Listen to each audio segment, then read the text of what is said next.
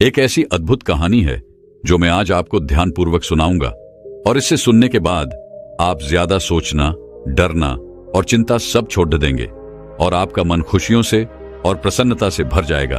तो चलिए आज की कहानी की शुरुआत करते हैं। दोस्तों, एक समय की बात है, किसी नगरी में एक युवक रहा करता था। वो युवक अत्यंत दुखी था। वो बहुत निराश था। उसे यह समझ नहीं आ रहा था कि आखिर इस दुनिया में हर व्यक्ति अपने मतलब के लिए ही क्यों जीता है। उसे हर जगह हर कोई केवल स्वार्थी नजर आता था। वह हमेशा यही सोचा करता कि उससे कोई प्यार नहीं करता, उसकी कोई परवाह नहीं करता। सब उससे मतलब के लिए अपने संबंध रखते हैं। मतलब खत्म हो जाते ही सब उसे अपने आप से दूर कर देते हैं। दोस्तों, हमारे जीवन में भी कुछ ऐसा ही होता है। हम भी हमेशा किसी न किसी का साथ ढूंढते ही रहते हैं, और जब हमें किसी का साथ नहीं मिल पाता तो हम अपने आप को अकेला महसूस करते हैं, कमजोर महसूस करते हैं। हमें लगता है कि इस दुनिया में हमारे जैसे कोई है ही नहीं। हमें कोई प्यार नहीं करता, हमारी कोई परवाह नहीं करता। लेकिन हम यह भूल जाते हैं कि अंत में तो हर किसी को अकेले ही जाना है। वह व्यक्ति अपने इस अकेलेपन से बहुत परेशान हो चुका था, जिस कारण एक दिन उसने अपना घर छोड़ दिया और एक रास्ते पर निकल पड़ा। उसके मन में कई सारे विचार थे। उन विचारों में मग्न होकर वह उस रास्ते पर आगे की ओर बढ़ता ही जा रहा था। तभी उसे रास्ते में एक आश्रम दिखाई पड़ा। वह उस आश्रम की ओर आगे बढ़ा। तभी उसने देखा कि एक गुरु अपने शिष्यों को ध्यान करना सिखा रहे हैं, और उन्हीं शिष्यों में से एक शिष्य ने अपने गुरु से कहा, है गुरु, आखिर यह ध्यान क्या है और इस ध्यान को करने से हमें क्या लाभ? तभी वह गुरु अपने उस शिष्य के इस सवाल का जवाब देते हुए कहते हैं, पुत्र, ध्यान ही सच है और ध्यान हमें अकेला कर देता है।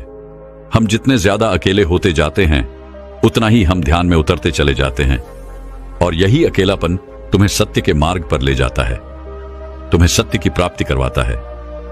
वह युवक आश्रम के बाहर खड़े होकर यह सब कुछ देख रहा था, सुन रहा था।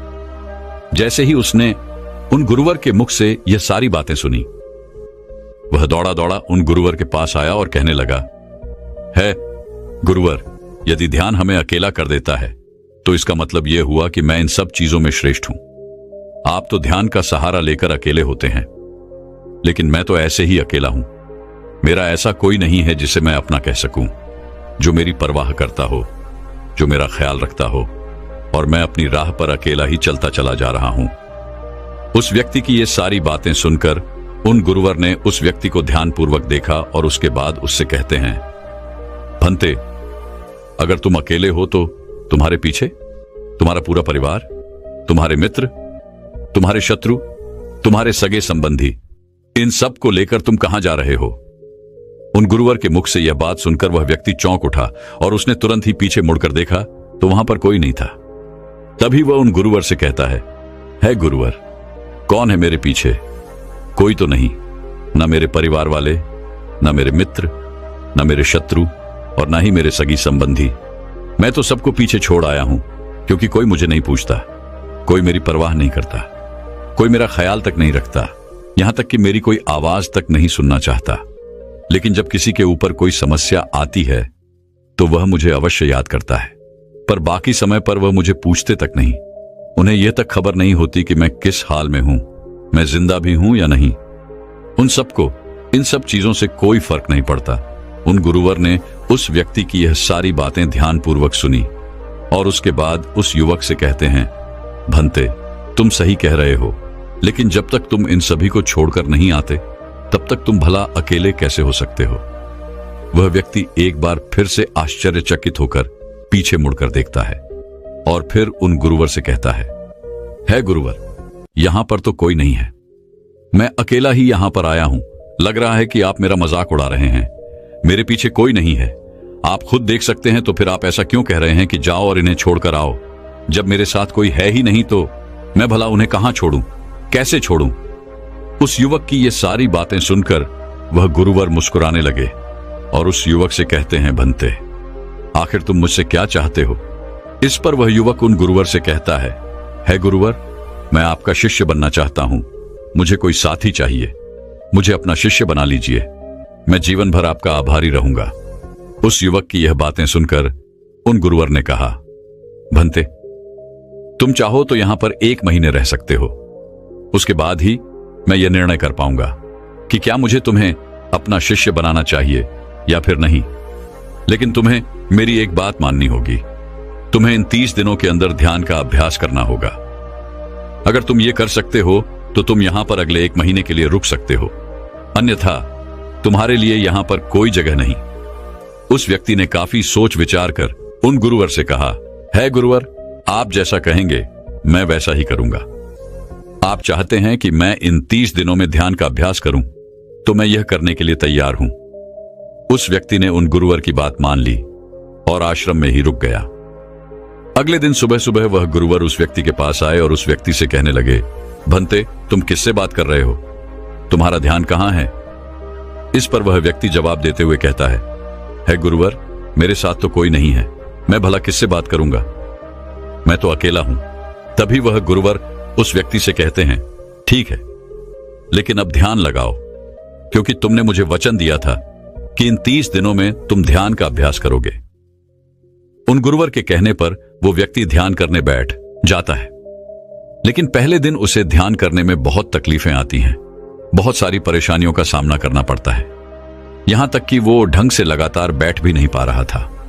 उसके पैर मानो सुन्न से हो जाते और उसका पैर मानो काम करना ही बंद कर देता। ये सारी बातें वह गुरुवर देख रहे थे। तभी उन गुरुवर ने उस व्यक्ति से कहा, बनते, तुम जितना देर चाहो उतना देर बैठ सकते हो। ये ऐसा कोई जरूरी नहीं है कि तुम एकाएक लगातार बैठे ही रहो। यदि तुम्हें थोड़ी तकलीफ है तो तुम उठ सकते हो, टहल सकते हो और फिर आकर बैठ सकते हो। इतना कहकर वह गुरुवर वहां से चले गए। अगले दिन सुबह सुबह फिर वह उस व्यक्ति के पास आए और उस व्यक्ति से कहने लगे, भंते कौन है? किससे बातें कर रहे हो? कोई आया है क्या? उन गुरुवर की इस बात का जवाब देते हुए वह व्यक्ति उन गुरुवर से कहता है गुरुवर, यहां पर तो कोई नहीं है, आप खुद देख लीजिए, मैं भला किससे बातें करूंगा। तभी वह गुरुवर एक बार फिर उस व्यक्ति से कहते हैं, चलो ध्यान का अभ्यास करो। तभी वह व्यक्ति उन गुरुवर से कहता है गुरुवर, क्या केवल आंखें बंद करके बैठ जाना, इसे ही ध्यान कहते हैं? अगर इसे ही ध्यान कहते हैं तो यह तो बड़ा ही आसान है और इसे तो कोई भी कर सकता है, केवल आंखें बंद करके बैठना ही तो है। इसका जवाब देते हुए वह गुरुवर उस व्यक्ति से कहते हैं, भंते, केवल आंखें बंद करके बैठ जाना इसे ध्यान नहीं कहते। ध्यान करने के लिए तुम्हें अपने मन को एकाग्र करना होगा, अपने मन को किसी एक चीज पर लगाना होगा। वह कोई भी चीज हो सकती है, बाहर की कोई आवाज या तुम्हारे भीतर से आने वाली ये सांसें, इन सांसों के अंदर और बाहर होने की आवाज। तुम ऐसी किसी भी चीज पर ध्यान लगा सकते हो जो लगातार वर्तमान समय में घट रही है, ताकि तुम्हारा पूरा ध्यान उस चीज पर एकाग्र हो और तुम्हारा ध्यान कहीं भी भटके नहीं, जिस कारण तुम उस पर ध्यान लगा पाओगे। और एक बात और याद रखना, जब तुम उस चीज पर ध्यान लगाओगे तो तुम्हारा ध्यान हटना नहीं चाहिए। इतना कहकर वह गुरुवर वहां से चले गए। अगले दिन जब वह सुबह सुबह एक बार फिर उस व्यक्ति से मिलने आए तो उन्होंने एक बार फिर उस व्यक्ति से कहा, भंते, आज कौन आया है? किससे बातें कर रहे हो? बड़ी जोर जोर से आवाज आ रही है। तुम यहां पर खुद शांति पाने आए हो या फिर दूसरों को अशांत करने के लिए? वह व्यक्ति उन गुरुवर से कहता है गुरुवर, पर यहां पर तो कोई है ही नहीं, तो मैं भला किससे बात करूंगा? यहां तक कि अभी तक मेरे मुख से एक शब्द तक नहीं निकला है, तो फिर आपको कैसे जोर जोर की आवाजें कहां से आ रही हैं? और जब मैंने एक शब्द भी नहीं बोला तो मैं भला दूसरों के लिए अशांति का कारण कैसे बन सकता हूं? तभी वह गुरुवर उस व्यक्ति से कहते हैं, ठीक है, चलो ध्यान का अभ्यास करो। तभी वह व्यक्ति उन गुरुवर से कहता है गुरुवर, मेरा एक प्रश्न है, क्या मैं आपसे पूछ सकता हूं? तभी वह गुरुवर उस व्यक्ति से कहते हैं, पूछो, तुम्हें क्या पूछना है? तभी वह व्यक्ति उन गुरुवर से कहता है गुरुवर, आप कहते हैं किसी भी एक चीज पर ध्यान लगाओ जो वर्तमान समय में घट रही हो, उस पर अपना पूरा ध्यान लगा दो। लेकिन जब मैं अपनी सांसों पर या फिर किसी ऐसी चीज पर ध्यान लगाने का प्रयास करता हूं जो लगातार घट रही है, तो मेरा ध्यान लगातार नहीं रह जाता। मैं पल पल भटकता रहता हूं। कभी मुझे कुछ याद आने लगता है तो कभी मुझे कुछ और याद आने लगता है। वो पुरानी चीजें, वो पुरानी यादें मेरा पीछा नहीं छोड़ती। आपके कल यहां से चले जाने के बाद मैंने ध्यान करने के लिए बहुत प्रयास किया, लेकिन वह पुरानी यादें बार बार मुझे याद आ रही थी, जिस कारण मैं एक चीज पर ध्यान लगा ही नहीं सका। तो अब मुझे क्या करना चाहिए? उस व्यक्ति की यह सारी बातें सुनकर वह गुरु मुस्कुराने लगे और वहां से चले गए। उन गुरुवर की हंसने की वजह उस व्यक्ति को समझ नहीं आई। अगले दिन सुबह सुबह एक बार फिर वह गुरु उस व्यक्ति के पास पहुंचे और कहा, भंते, ये तुम क्या कर रहे हो? इतना आलस, चारों ओर आलस ही आलस फैला हुआ है। अपने पास से आलस को भगाओ, अन्यथा यह तुम पर हावी हो जाएगा और फिर तुम हमेशा इसके अधीन बनकर रहोगे। तभी वह व्यक्ति गुरुवर से कहता है गुरुवर, आप तो रोज एक ही बात कहते हैं कि यहां पर कोई है, लेकिन मुझे तो कोई नजर आता ही नहीं। आप ही बताइए, यहां पर कौन है? तभी वह गुरु वह उस व्यक्ति से कहते हैं, ठीक है, चलो अभ्यास के लिए चलते हैं। तभी वह व्यक्ति उन गुरुवर से कहता है गुरुवर, मेरा एक प्रश्न है, आपकी आज्ञा हो तो मैं आपसे पूछना चाहता हूं। है गुरुवर। उस व्यक्ति से कहते हैं, हां, पूछो, क्या प्रश्न है तुम्हारा? तभी वह व्यक्ति उन गुरुवर से कहता है गुरुवर, आपकी कृपा से अब मैं पहले से बेहतर तरीके से ध्यान कर पा रहा हूं, लेकिन अभी भी मुझे एक समस्या आ रही है, और वह यह है कि जब भी मैं अपनी सांसों पर ध्यान देता हूं तो मेरा मन एकाग्र तो होता है और मैं पहले से ज्यादा और अच्छी तरह से ध्यान भी लगा पाता हूं, लेकिन ध्यान लगाते लगाते मुझे नींद आने लगती है और मैं सो जाता हूं। फिर उसके बाद मुझसे ध्यान नहीं हो पाता। उसके बाद केवल बस मुझे नींद ही नींद आती रहती है और मैं ध्यान की तरफ फिर अपने आप को मोड़ नहीं पाता। उस व्यक्ति की यह बात सुनकर वह गुरुवर उस व्यक्ति से कहते हैं, यह तो अच्छी बात है। इतना कहकर वह वहां से चले जाते हैं। 5वें दिन जब सुबह सुबह वह गुरुवर उस व्यक्ति के पास पहुंचते हैं तो वे कहते हैं, भंते, तुमने इतने लोगों को क्यों बुला रखा है? इतने सारे लोग तुम्हें ध्यान नहीं करने देंगे। तुमने इतने सारे लोगों को क्यों बुलाया है? इन्हें यहां से जल्दी भेजो। मुझे ये बिल्कुल नहीं पसंद। तुम तो यहां पर अकेले आए थे जैसा कि तुमने कहा, तो फिर इतने सारे लोगों को तुमने आज क्यों बुला रखा है? इन्हें अभी के अभी वापस छोड़कर आओ। तभी वह व्यक्ति उन गुरुवर के बारे में मन ही मन यह सोचता है कि लगता है गुरुवर पागल हो चुके हैं। जब भी रोज आते हैं तो हमेशा एक ही बात कहते हैं कि यहां पर कोई है, लेकिन मुझे तो कोई नजर ही नहीं आता। बड़ी विनम्रता से उन गुरुवर से कहा, है गुरुवर, शायद आपकी आंखें जो देख पा रही हैं वह मैं नहीं देख पा रहा हूं। मुझे तो यहां पर कोई नजर नहीं आता। फिर आपको कैसे? यहां पर लोग ही लोग नजर आ रहे हैं। फिर गुरुवर उस व्यक्ति से कहते हैं, अच्छा ठीक है, चलो अब ध्यान का अभ्यास करते हैं। तभी वह व्यक्ति उन गुरुवर से कहता है गुरुवर, मुझे ध्यान के वक्त नींद आती थी। जैसा कि मैंने आपको बताया था, उस पर तो मैंने नियंत्रण पा लिया, लेकिन अब जब भी मैं ध्यान करने बैठता हूं, किसी एक चीज पर अपना ध्यान केंद्रित करता हूं, तो मेरे मन में विचारों का सैलाब होता है। मानो विचारों की बाढ़ सी आ जाती है। इतने विचार तो आंख खोलकर भी मैंने कभी नहीं देखे होंगे, जितने की आंखें बंद करने के बाद मुझे नजर आते हैं। और इन विचारों में कुछ ऐसे विचार भी मेरे मन में आते हैं जिनके बारे में आज तक मैंने सोचा तक नहीं है। मुझे उनके बारे में कुछ भी नहीं पता। यह सब क्यों हो रहा है गुरुदेव? उन गुरुवर ने उस व्यक्ति की यह बात सुनकर उस व्यक्ति से कहा, अच्छा ऐसा हो रहा है। इतना कहकर वह गुरुवर वापस चले गए। अगले दिन सुबह सुबह वह गुरुवर एक डंडा लेकर उस युवक के पास पहुंचे और एक डंडा जड़ते हुए उस युवक से कहते हैं, मैंने तुम्हें पहले ही कहा है, इतने सारे लोग मुझे पसंद नहीं, तुम्हें इन्हें छोड़कर आना होगा। आखिर तुम रोज रोज इन्हें क्यों ले आते हो? इतनी भीड़ इकट्ठा करके तुम्हें क्या लाभ? आज के बाद यह यहां पर नहीं आने चाहिए। इस बात का ख्याल रखना। यदि आज के बाद यहां पर कोई भी नजर आया और तुम्हारी बक बक मुझे सुनाई पड़ी, तो मैं तुरंत ही तुम्हें इस आश्रम से निकाल दूंगा।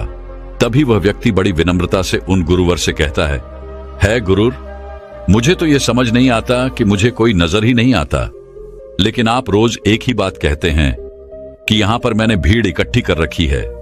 जिन लोगों को भी मैंने लाया है उन्हें मुझे छोड़कर आना होगा, लेकिन मैं आपसे हर रोज एक ही बात कहता हूं कि मुझे कोई नहीं नजर आता, ना ही मुझे कोई यहां पर दिखाई पड़ता है और ना ही मैं अपने मुख से एक शब्द भी निकालता हूं, लेकिन फिर भी आप कहते हैं कि आपको लोगों की आवाजें सुनाई पड़ रही हैं। तभी वह गुरुवर है उस व्यक्ति की इस बात का जवाब देते हुए कहते हैं, क्या तुम्हारे मित्र, तुम्हारे परिवार वाले, तुम्हारे सगे संबंधी, तुम्हारे शत्रु, तुम्हारी इच्छाएं, तुम्हारी वासनाएं, ये सब क्या तुमसे मिलने नहीं आते? वह व्यक्ति उन गुरुवर से कहता है, नहीं गुरुदेव, मुझसे कोई मिलने नहीं आता। मैं तो यहां पर अकेला ही आया था और अभी भी मैं अकेला ही हूं, मेरा कोई नहीं।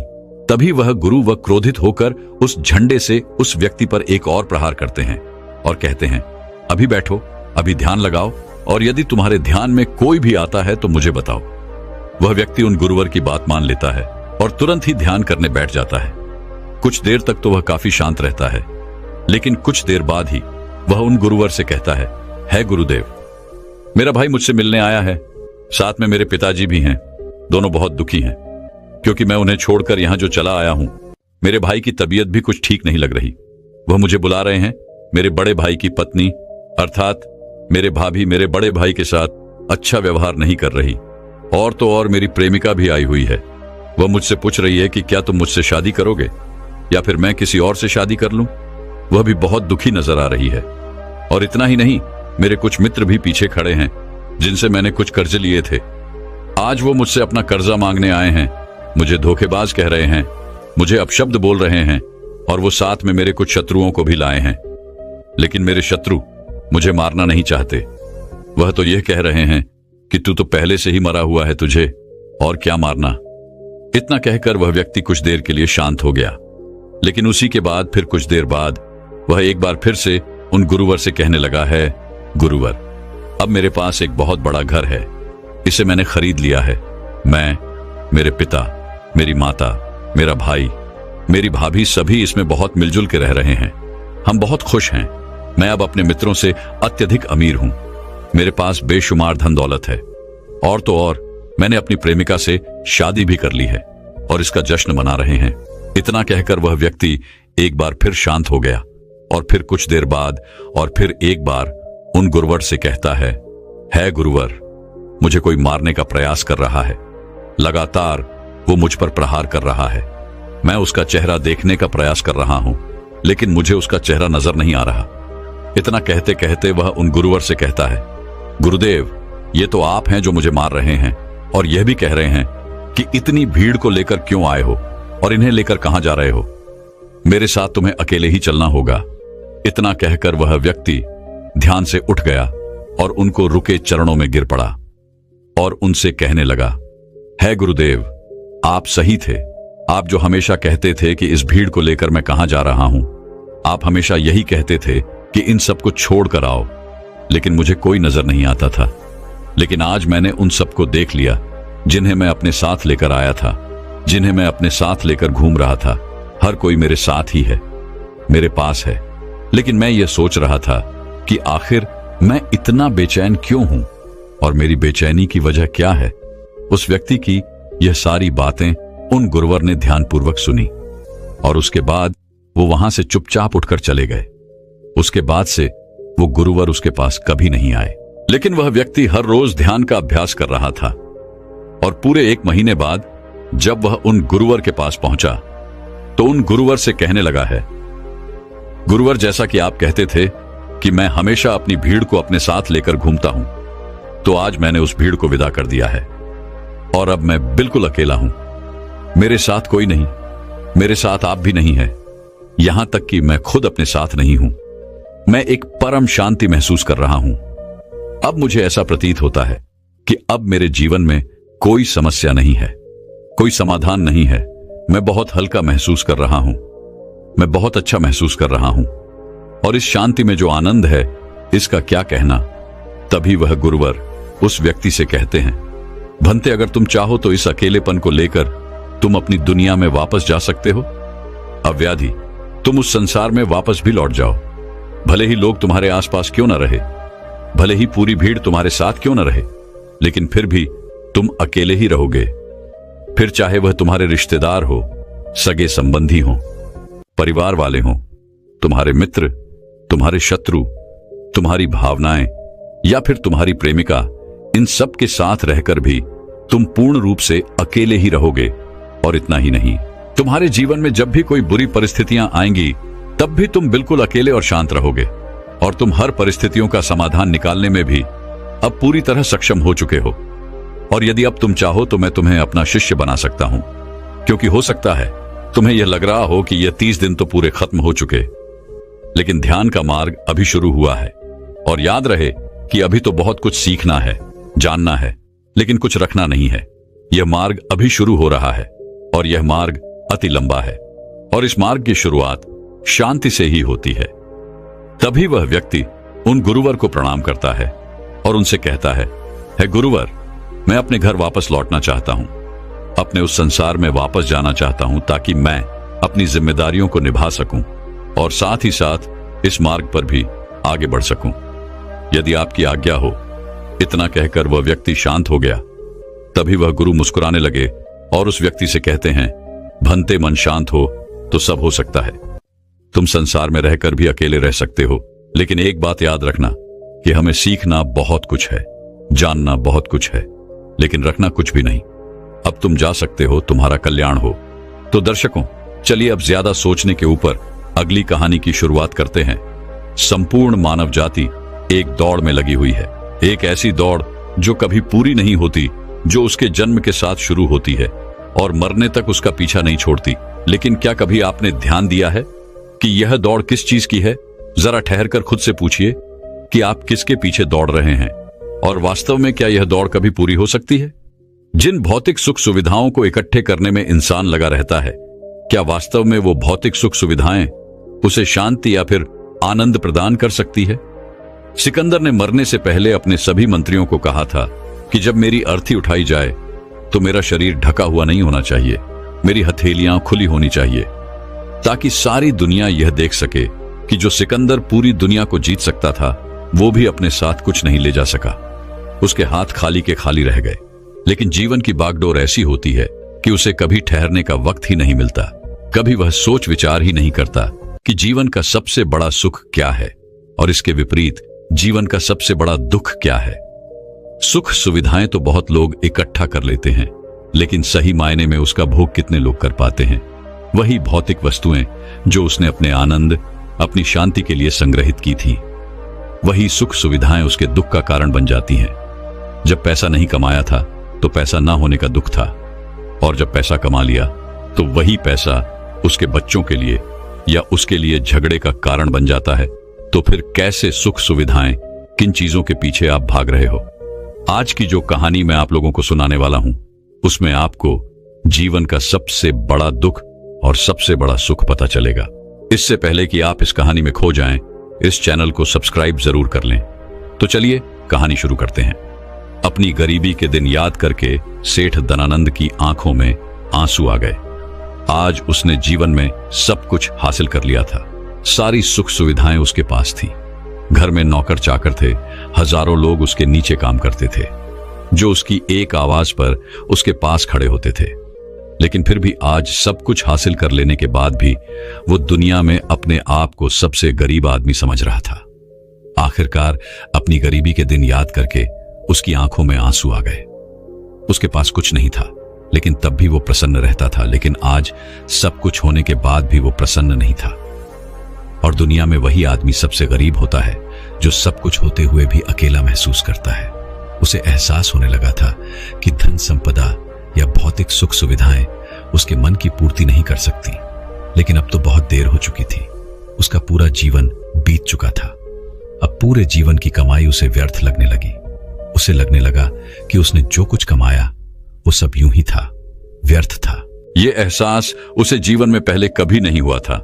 काश उसे ये एहसास पहले हो गया होता तो वह ठहर जाता, रुक कर चिंतन करता कि जो चीज वह इकट्ठी कर रहा है, क्या वास्तव में वह इकट्ठी करने लायक है।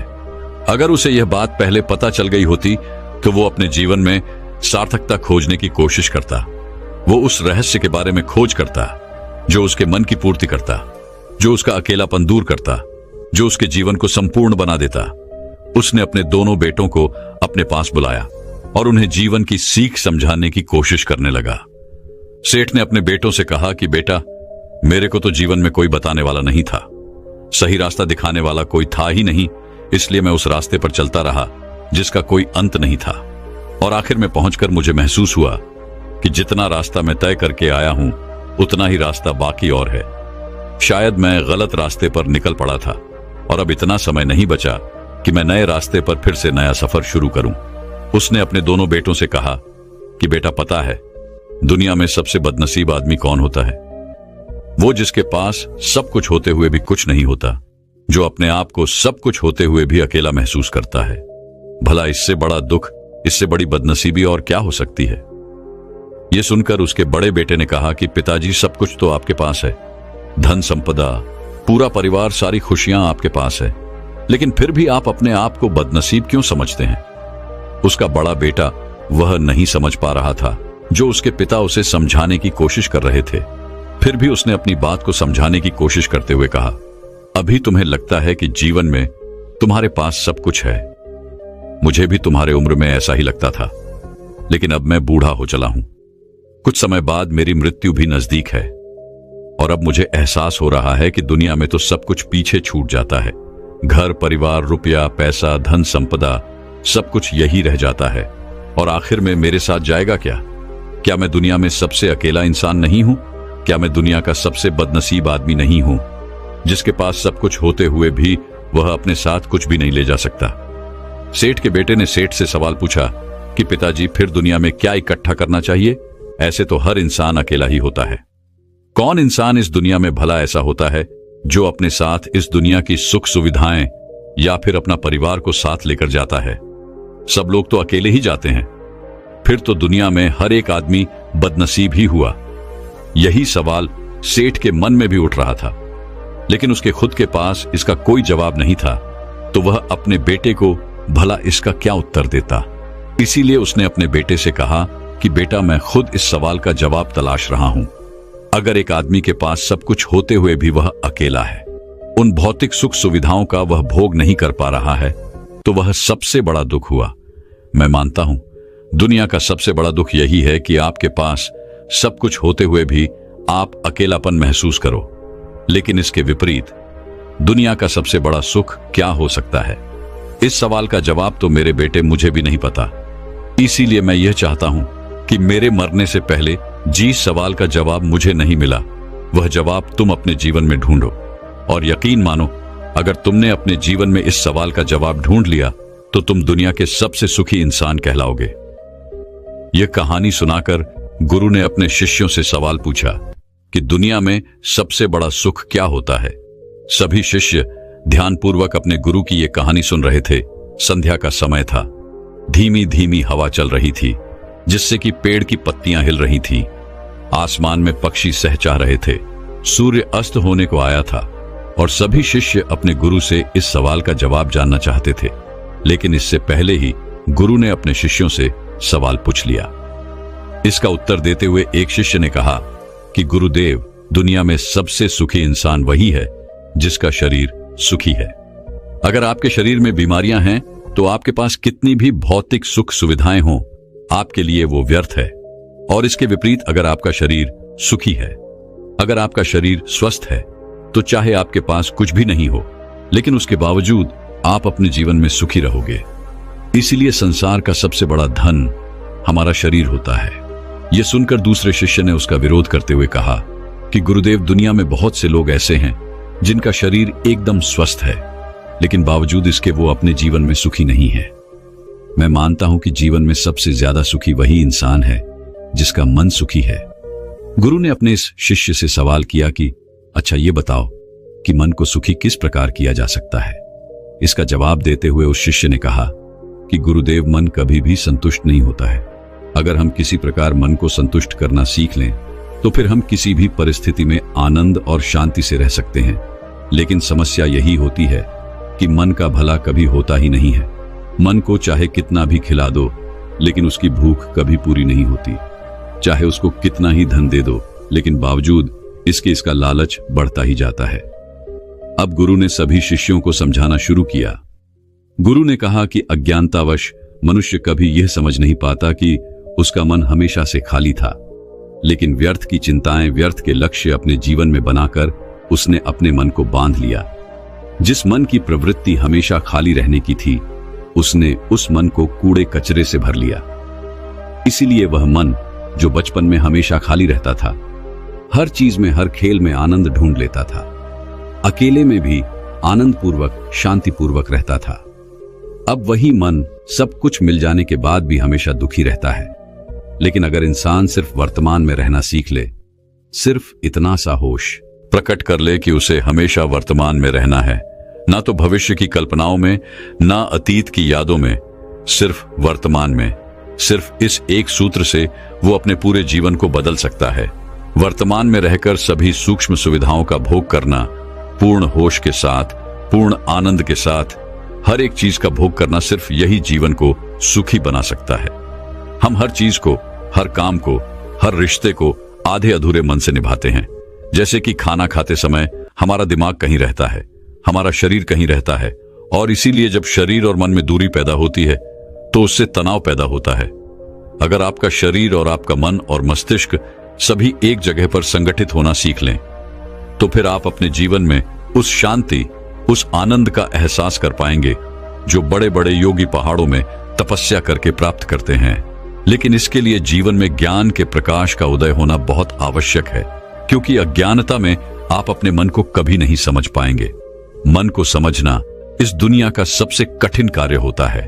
अगर आप अपने मन को जबरदस्ती वर्तमान में खींच कर लाने की कोशिश करेंगे तो आप बहुत जल्दी परेशान हो जाएंगे। ये कार्य बड़े धीरे धीरे, बड़ी निष्ठा और प्रेम के साथ किया जाता है, बड़े संयम के साथ किया जाता है।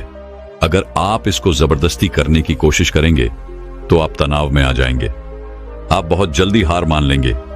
इसलिए कदम कदम पर आगे बढ़ा जाए तब मंजिल सामने ही है। और यह कहकर गुरु ने सभी शिष्यों से कहा कि अब हम ध्यान करेंगे। ध्यान करने से मनुष्य का मन, उसका मस्तिष्क वर्तमान में स्थापित होना सीख जाता है। धीरे धीरे प्रतिदिन ध्यान का अभ्यास करने से वह उस आनंद और शांति का अनुभव कर पाता है जो सांसारिक वस्तुओं में कहीं नहीं मिलता, जो किसी भौतिक सुख सुविधा में नहीं मिलता। और इसके बाद सभी शिष्य अपने गुरु के साथ ध्यान में लीन हो गए। दोस्तों, मैं उम्मीद करता हूं कि यह कहानी सुनने से आपके जीवन में अच्छे बदलाव आए होंगे। आपको इस वीडियो से क्या सीखने मिला ये कमेंट करके जरूर बताएं, और अपने परिवार, दोस्तों या आपके करीबी इंसान के साथ ये कहानी शेयर करके उन्हें भी इस ज्ञान से परिचित करवाएं। बाकी अगर आपको ये वीडियो दिल से अच्छी लगी हो तभी इस वीडियो को लाइक कर देना, और आपने अब तक इस चैनल को सब्सक्राइब न किया हो तो चैनल को सब्सक्राइब भी जरूर कर देना। आपका हर दिन शुभ हो और खुशियों से आपका जीवन भरा रहे। धन्यवाद। नमो बुद्धाय।